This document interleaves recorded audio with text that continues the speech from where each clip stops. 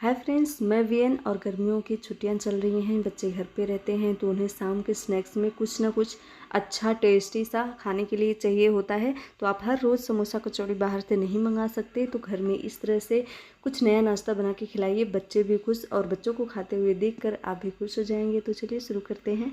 सबसे पहले हम मिक्सचर तैयार करेंगे। तो इसके लिए मैंने गैस पे पैन रखा है गर्म होने के लिए। यहाँ पे मैं डाल रही हूँ 1 से 1.5 चम्मच ऑयल। जैसे ही ऑयल गर्म हो जाएगा, इसमें हम डालेंगे 1 चम्मच लहसुन अदरक को हमने यहाँ पे बारीक क्रश कर लिया है। आप कट करके भी डाल सकते हैं। इन्हें हम हल्का सा भून लेंगे लगभग 20 से 30 सेकंड के लिए इस तरह से। और आप चाहें तो यहाँ पे राई और जीरा भी डाल सकते हैं। जैसे ही हमारे लहसुन अदरक भून जाएंगे, उसके बाद हम इसमें डालेंगे कुछ कटी हुई सब्जियाँ। तो यहाँ पे मैंने लिया है 2 चम्मच बारीक कटा हुआ गाजर, साथ ही में मैंने लिया है 2 चम्मच बारीक कटा हुआ शिमला मिर्च। इसी के साथ मैं यहाँ पे ले रही हूँ 2 चम्मच स्वीट कॉर्न, इसे हमने बॉईल करके ले लिया है। और साथ ही में हमने 2 चम्मच लिया है हरी मटर, हमारे पास थी तो हमने इस्तेमाल कर लिया है। अब हम इन सभी सब्जियों को 1 से 1.5 मिनट के लिए इस तरह से भून लेंगे। हल्का सा भूनने से होगा ये कि इसका मॉइस्चर निकल जाएगा, तो सब्जियों का टेस्ट बहुत ही अच्छा आता है और इससे आपका नाश्ता भी काफ़ी हेल्दी और स्वादिष्ट बन के तैयार होता है। तो ये देखिए, अब यहाँ पे हम मिर्ची डालना भूल गए थे, तो मैंने यहाँ पे 3 हरी मिर्च को बारीक कट करके डाला है। तीखा आप अपने हिसाब से रख सकते हैं। साथ में हम हरी मिर्च भी भून लेंगे। ये देखिए, इस तरह से 1 से 1.5 मिनट सब्जियों को भूनने के बाद अब हम इसमें डालेंगे कुछ सूखे मसाले। नमक 1 चम्मच या फिर स्वाद अनुसार नमक डाल लेंगे। साथ ही में हम डालेंगे 1 चम्मच काश्मीरी लाल मिर्च पाउडर। 1 चम्मच हम यहाँ पे डाल रहे हैं पिज़्ज़ा सीजनिंग, बिल्कुल ऑप्शनल है। 1/4 चम्मच डालेंगे गरम मसाला पाउडर। 1 चम्मच हम डाल रहे हैं चाट मसाला पाउडर। इन सभी चीज़ों को एक बार मिक्स कर देते हैं। बहुत नहीं भुनेंगे, सिर्फ मिक्स करेंगे इन मसालों को। अब यहाँ पे हमने मसालों को मिक्स कर लिया है, तो मैंने ग्रेट करके आलू रखा हुआ है, उसको इसमें डाल देंगे।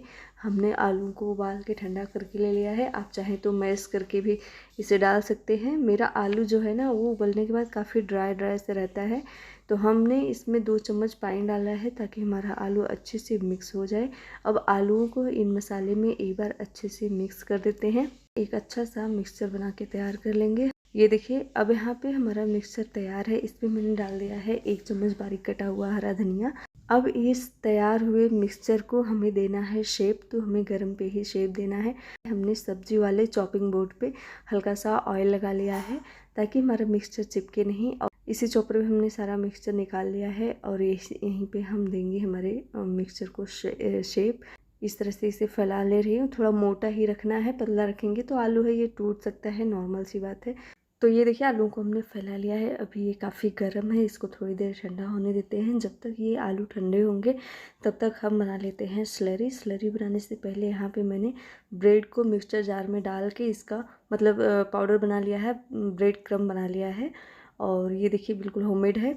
और अब हम स्लरी बनाएंगे। तो स्लरी बनाने के लिए यहाँ पे मैंने एक बड़ा सा बर्तन लिया है। इसमें हम ले रहे हैं 2 चम्मच गेहूँ का आटा।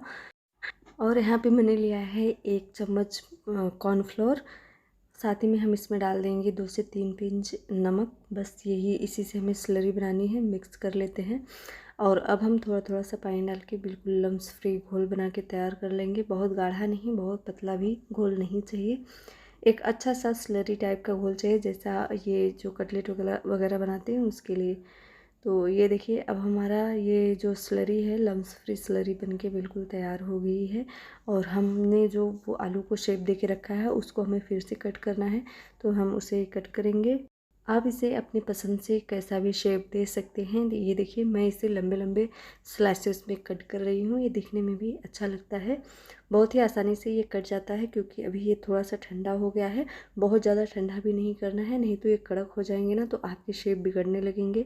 और बीच में से एक कट लगा देंगे तो हमारे बहुत ही अच्छे से मीडियम साइज़ के शेप बन के तैयार हो जाएंगे कटलेट के। ये देखिए, बिल्कुल इस तरह से मैं उठा के दिखाती हूँ।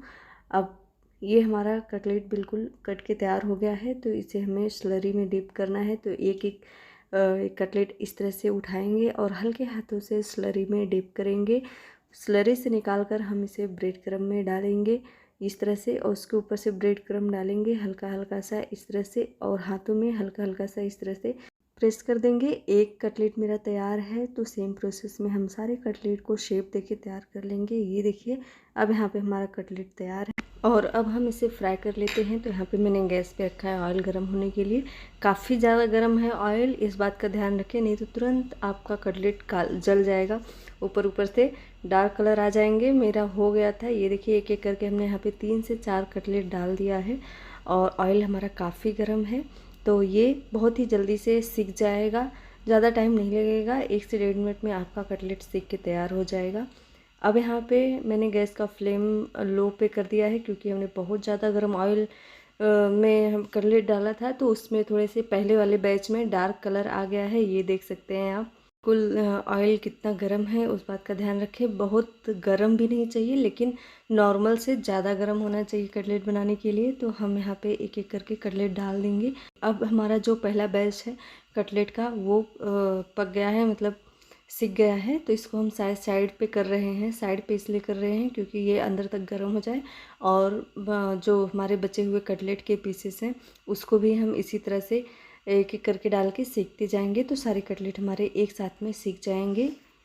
तो यहाँ पे मैंने कटलेट डाल दिया है और इन सभी कटलेट को मैं एक साथ में सेक ले रही हूँ।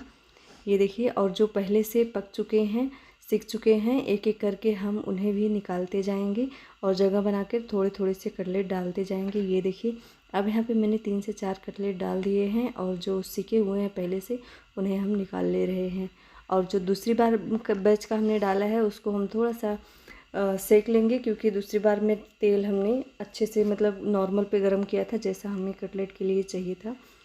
तो ये देखिए अब हम इसे सेक लेते हैं।